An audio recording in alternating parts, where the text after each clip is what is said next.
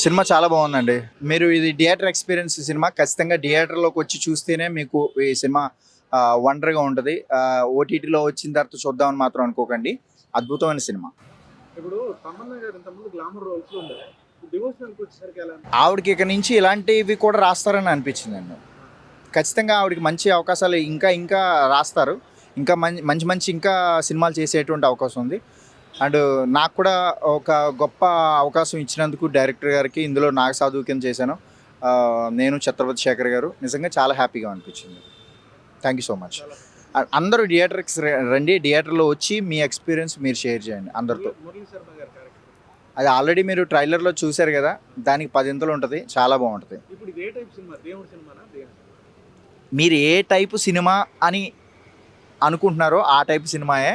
మీరు థియేటర్కి వస్తే తెలుస్తుంది. మేము ముందే చెప్పేస్తే ఏంటంటే థ్రిల్ మిస్ అవుతారు. ఫర్ ఎగ్జాంపుల్ మీకు అరుంధతి లాంటి సినిమా అని అనుకున్నారనుకోండి, అరుంధతి లాంటి సినిమా. అమ్మూరు లాంటి సినిమా అనుకున్నారనుకోండి, అమ్మూరు లాంటి సినిమా. మీరు ఏదైతే అనుకుని వస్తారో అలాంటి సినిమా ఇది. అలాంటి కంటెంట్ ఇందులో ఉంది. మీరు ఏం డిసప్పాయింట్ అవ్వరు. హ్యాపీగా ఇందులోకి వచ్చి చూడొచ్చు హ్యాపీగా.